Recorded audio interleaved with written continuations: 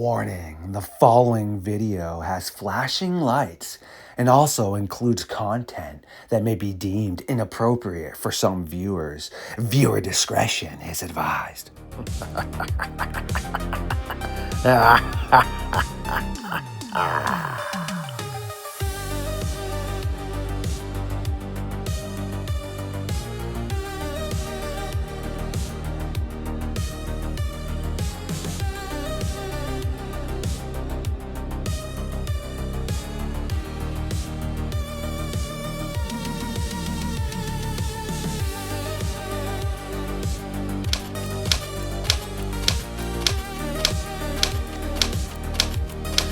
Camp Nightmare Fuel. Produced and created by LordeStarfox. Hello campers. Could everyone please report to the campfire area? This is where your camp counselors will begin tonight's fireside tales. Please give your attention to the illustrious LordeStarfox and the members of the Midnight Society. Counselors, take it away.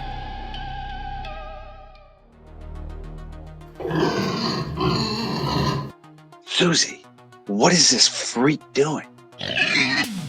Whoa, what the heck is that? You see that? Is that a pig's head? Dude, this guy is so messed up. These people weren't kidding. Wait, where did he go? He was right there. Susie, where is he? Oh, I have no idea.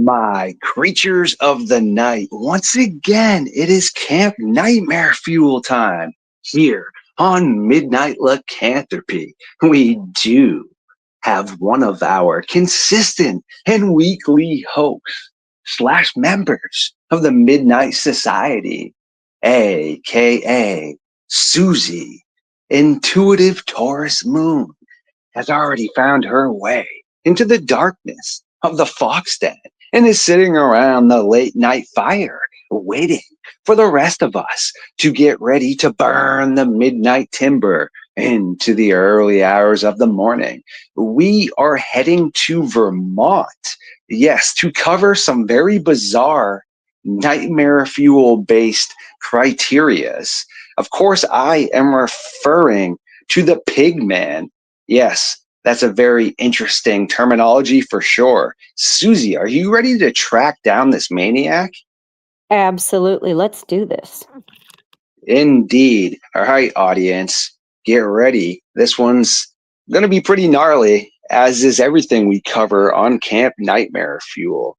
This really unfolded in the good old area of Vermont and has a pretty interesting lore to it, more or less, yet it's hard to really track down fully what has happened here. Yet I've done my best to, of course, put Susie on the good old trail to figure out what is happening here. Yet the premises is we have the Northfield, Vermont Pigman, also known as Sam Harris. He is a legendary individual who went missing in the hills of Northfield, Vermont in 1951. Okay, pretty interesting stuff right there. We have some very bizarre aspects now where people have been seeing this strange individual wearing a pig's head roaming throughout the small New England town.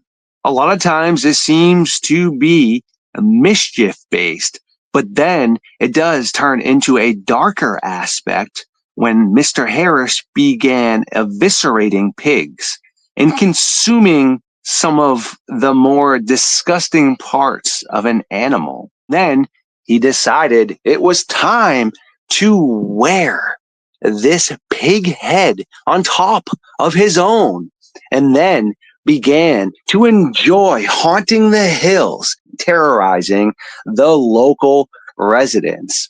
I did see something that referred to a pigman in another part of the world, Canuck Chase over in the UK, which has a ton of Bigfoot, hellhound, dogman type sightings. Also, the same type of description of the pigman from Vermont.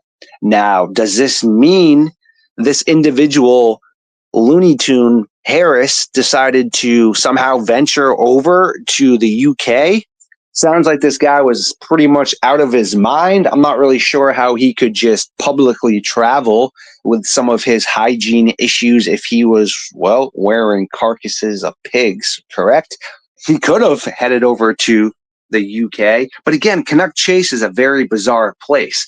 Dennis Carroll, one of the science members of the Midnight Society, has made some pretty interesting points that this is out of my realm for sure. Right down your road, Miss Susie, you'll like this. Could the paranormal and some of these darker entities latch onto things that obviously have terrorized people in other aspects, right? Meaning werewolves, the pigmen, and then just be able to manifest itself into these forms. Gnarly. I'm going to toss you the mic here for a bit, friend. So, if we want to go down the woo-woo aisle, if people like collectively have this fear, it can actually generate an apparition. So, like, if you have somebody in the teenager in the house that is got a little bit of gifts and stuff like that, highly emotional, highly charged, they can actually start manifesting their emotions and their feelings outside of themselves, and then you'll start seeing shadow figures and things like that, and you'll get things flying off the shelves and those type of things. So it's possible with this legend going around, so many stories being passed around about this pigman individual, that maybe in that aspect they could almost be manifesting it. But we can always throw our science in there, science hats, and make a little more sense out of it. So gnarly for sure. I figured you would enjoy that aspect right there. I'm not really sure what the heck's happening right here. It's something for the future on When Crows Speak. Yes, another one of my cousin podcasts. We are going to be talking about how creepypastas were just that and have no sort of background facts. But then, as you had just mentioned and Dr. Carroll mentioned, what if now, even though the Slender Man is 100% a creepypasta, what if these darker entities decided they wanted to take on that form and then use it, even though the Slender Man itself never existed? I agree with that. And you never know with like people being out. I was reading some of those stories, like more than one person being out there, someone seeing something out of the corner of their eyes, freaking out, and then maybe even the power of suggestion. Hey, I saw this creepy guy, it almost looked like it had a pig face, and then, oh yeah, oh my gosh, that's so scary. But also, what if it could be someone that's actually maybe has a deformity, that's living out there, or has been injured some way and just is tired and done with society? Maybe they're running into that. I don't know. Very acute observations for sure. This was what, 1951? You said you got a chance to do a little bit more of a deep dive into this before I ask some more questions for you on this Sam Harris slash Pigman dude. Yeah, what I was reading up on him is he just disappeared. So I tried to do just a quick search on missing people in that era through the newspapers there, and I found nothing. They didn't like have that clearinghouse of missing people until like the 80s and the 90s is when that started. So there isn't going to be a record of him missing unless it's in the newspapers or if we can actually dig into maybe the police files. But that's so long ago. And then I read that the last sighting has been pretty recent, like 2007 or something like that, is what I saw. So I don't know. My gut reaction was like, I don't feel like it was this poor Sam. I think Sam just disappeared. I don't think he actually my feelings turned into this. I think it's more leaning more to the cryptid side or the paranormal side. And there was also there's an area out there called the Devil's Wash Bowl, and I looked that up, and that is a really big basin that is got some whitewater rafting kind of activities in there and a lot of like smaller little pocketed cave systems around the that river area. And so what if he fell in one of those and disappeared at that time? So I just am not sure. Maybe it's going to be something like the dog man or any of those kind of cryptids like that. It's just really fascinating. Seemingly, you are headed in the right direction with maybe some of the potential issues that could be going on. You have the case in Shenango Valley with my buddy Brian Seach, where he again and his wife really were able to track down that the Shenango Valley dog boy, same thing, was unfortunately someone's family member that had some issues where obviously they didn't want the ridicule and he would act more animalistic, rambunctious, running around on all fours and such. Well, all the research pointed to it was just this family member. Again, he was just like you and I, except suffered from some certain aspects. Okay. Could this now not be multiple people potentially being involved that have no ties whatsoever? I mean, come on now. Is it really that hard to come up with that idea to terrorize people, especially this day and age with all kinds of outside influences from horror movies? And it's not that far fetched to again think that if someone was going to try and install fear into people, I don't know about you, it would be pretty terrifying if some individual, let's just say a 6.5 foot tall guy with something in his hands running towards us, making pig squealing noises, wearing a pig's head. Yeah, I'm probably not going to want to just stand my ground right there unless I have to. Pretty bizarre stuff for sure. What are you thinking? Absolutely. I can imagine continuing on this legend and this lore that this town is kind of known for. And they actually, I was reading about it, that they embrace it, that it's bringing them in some money. So why not reinforce that? Why not go out there and strap on a pig mask and scare the crap out of some people and have some fun while you're doing it? Yeah, it could definitely be more than one person. Yeah, so gnarly, right? Where do you think this connection with Canuck Chase comes into play? That's over in the UK. Again, I've covered that before with Dogman sightings. Some of my squad has covered some of the other paranormal sightings over there, like the hairy hand. That seems to be some sort of ghostly hand that comes out of nowhere, grabs people's steering wheels, tries to cause terrifying and horrendous accidents and such. It seems to be an area of bizarreness. Why not add the Pigman, right? Again, though, I don't personally think this would be the same individual from Vermont. I'm with you. I don't even buy into Mr. Harris being involved at all. I think, again, though, just because somebody or some people in Vermont were disturbed like this, there's a lot of people on the earth. Doesn't seem too far fetched to, again, have people over in Canuck Chase that could be disturbed like that. Most people aren't just walking around in the middle of the night dressed up like this, but people do, okay? And there are people that you and I would consider not to be people we would want to approach and interact with. All right. It's not just in Hollywood and movies where these things occur. A lot of those concepts have come from real events. What do you think's happening here? You know, it could be, I mean, of course, I don't think it's the same one, but we all have the same kind of myths and legends throughout the world, very, very similar things. And it's really easy to spread an idea. Absolutely. It would make sense that something like that, they would use something like that to be another tool to frighten or to scare. I studied a lot in like medieval history when they would tell Grimm's fairy tales and things like that. That's where they collected all that, was those tales they would tell in the winter, and those tales were used to scare and into behaving most of the time. So what if some of those things are like, don't go into this portion of the woods because the pigman lives there? What if that's basically like private property, or I don't want people in there, so I'm going to create this scary thing that'll keep everyone out? So what do you think? Super gnarly. Something here in the future we'll be covering on Camp Nightmare Fuel is actually the Pig Lady, which can be verified. It's in a real true crime case that is absolutely gnarly. I want to leave it at that. Now back to the Pigman. There's an example I just gave you of real life messed up individuals.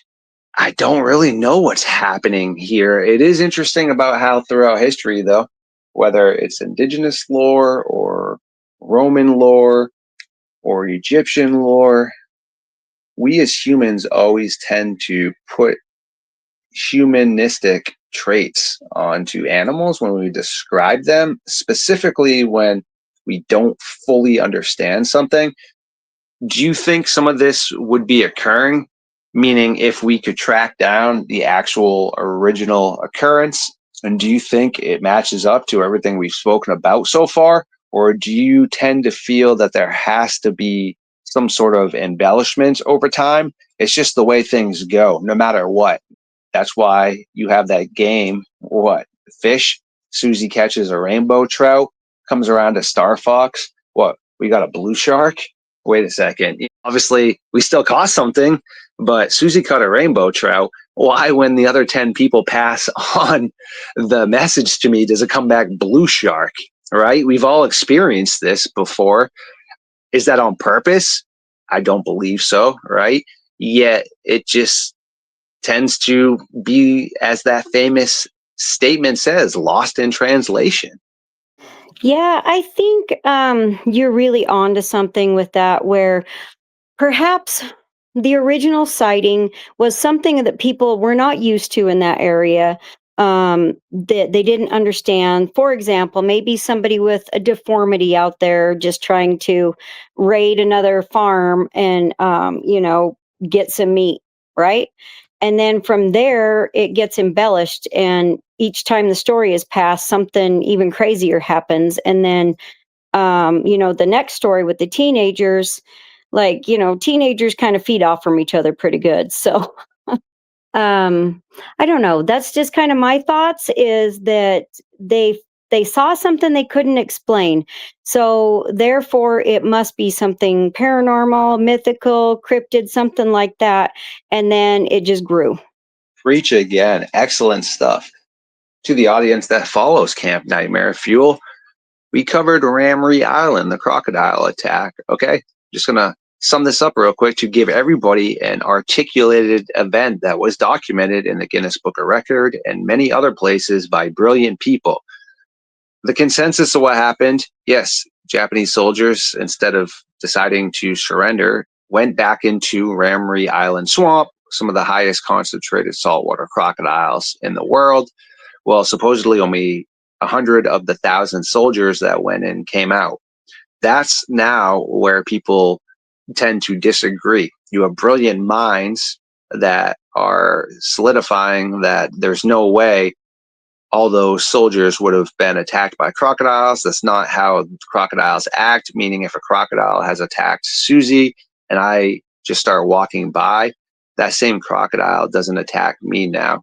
It holds on to you and goes off, because most of the time predators aren't going to be willing to give up a, yes, I got dinner now, for a chance to get more or something else. What if it doesn't succeed when it lunges at me? and then something else then grabs you. Well, that crocodile lost out now, correct? Okay. A lot of people think that you're in a swamp, you're in an area you're not aware of. There's insects, there are poisonous snakes and spiders. Again, that number was probably a lot lower than 1,000 troops that went in there. Probably more than 100 came out. That just shows how things get lost in translation. Yet that is a 100% verifiable event that occurred. Yeah, I agree with you. Lost in translation because that is definitely not crocodile behavior. They want one and cash it and tear it off as it starts to decay because it's easier on them. The only other interesting case that I've heard of that I don't know if you remember is the ghost in the darkness with those two lions in Africa. Yes, that is a great nightmare topic as well. From some of the research I've dove into that, both of those lions actually had some issues that really would have caused them to not be successful at their natural food source. Like one had a severely impacted canine that would have caused it traumatic pain all the time, would have been super infected. Also, would have then caused its jaws to not be able to clamp down the way it should have. And I believe the other lion also was elderly and had some sort of injury that was holding it back as well.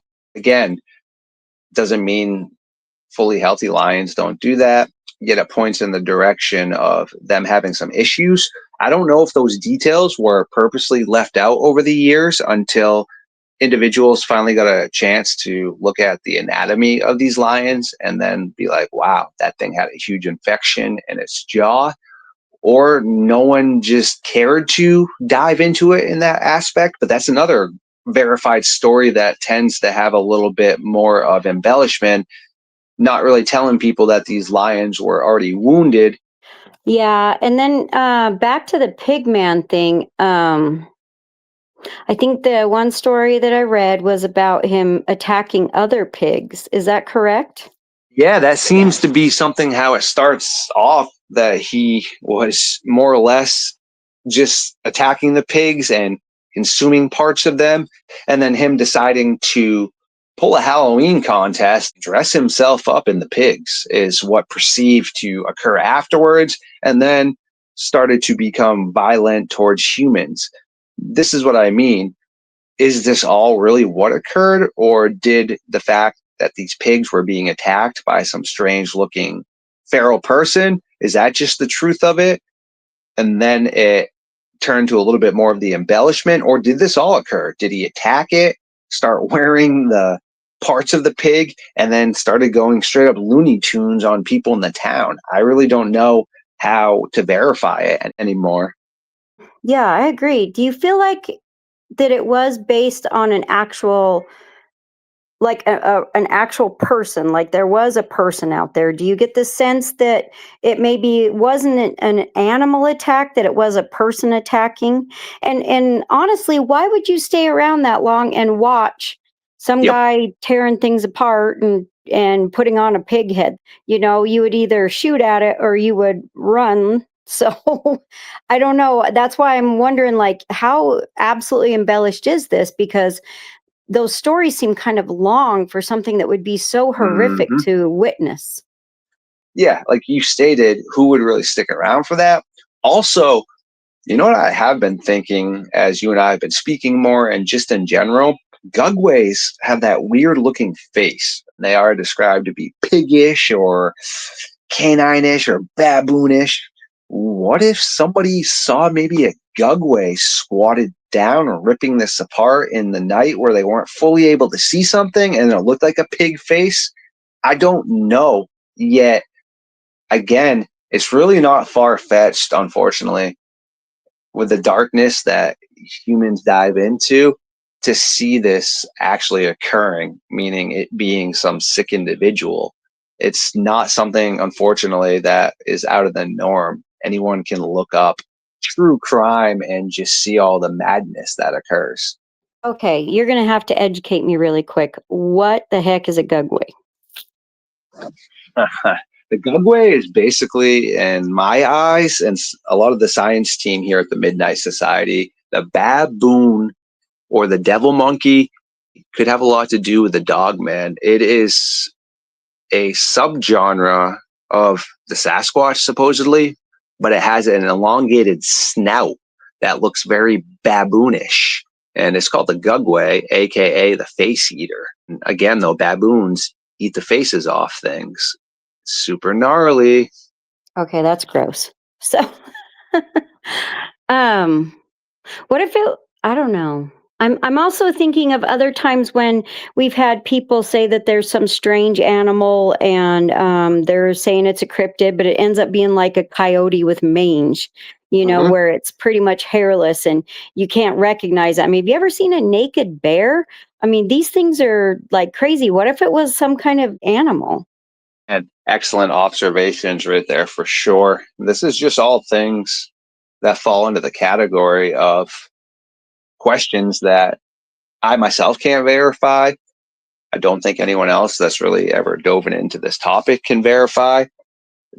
As you stated, did Sam Harris ever even really truly exist? I don't know, meaning, what the heck? Yet people have reported seeing this, specifically in Vermont. But as you had stated, they want people to stay away. You look at the Ozarks, a lot of people say the Ozark howler has some mystical attributes to it, yet you also have individuals that would go up into the mountains with their distilleries doing things they're not supposed to be. They would play into the Ozark howlers to communicate with each other and also to try and scare off law enforcement and such who actually believed in the Ozark howler. So again, that shows you something that had evidence supporting bizarre stuff was occurring up there, but then you have the locals taking that now and using it to their advantage, if that makes sense. Super bizarre. Yeah, and then once again, we can step in the big puddle of the Looney Tunes, and you never know. They might have been trying to become like a Wendigo. I don't know if you've Mhm. ever done any research on that, but they take on animalistic traits after they have committed their crime. And then they also go after animals and people and stuff like that afterwards. But they take a lot of shapes of animal, people, cross, can't quite explain it. So that could What be the another heck? possibility. It's all so bizarre, which is why it's camp nightmare fuel. Well, what the Christmas trees? Susie, you are very busy and do have things to attend to for sure. Is there anything else you would like to ask or bring to light about this very bizarre Pigman incident? And also your final thoughts. Do you think this is nothing more than a creepy pasta? Do you think it has some sort of historical value? Or do you think this is something paranormal based? After you hit us with that great old information, please let everybody know where they can find you. So I don't have any other questions, but I don't know, just everything I was reading, I think it's more of a creepy pasta, honestly. Um, yeah, because nothing really can live that long. I think people are just carrying on the myth. If it is, if people are seeing things, I think people are out there pretending to be such. Um, and then, if you guys are interested, I have YouTube, Intuitive Taurus Moon. I do tarot readings on there and give you advice for the future. And I'm also with Emergency Encounters, and we do live on Wednesday, 7 p.m. Mountain Standard Time. Some mini readings on there as well. And yeah, we dive into a lot of really cool paranormal topics there as well. It's just awesome to be here with you. You heard that to the good old audience. Make sure to please hit that like button, subscribe, share around Susie's stuff. She is part of the Midnight Society science team and also part of the squad. Yes, you know how it is. Yet until next time, thank you for kicking it with us tonight. Thank you so very much.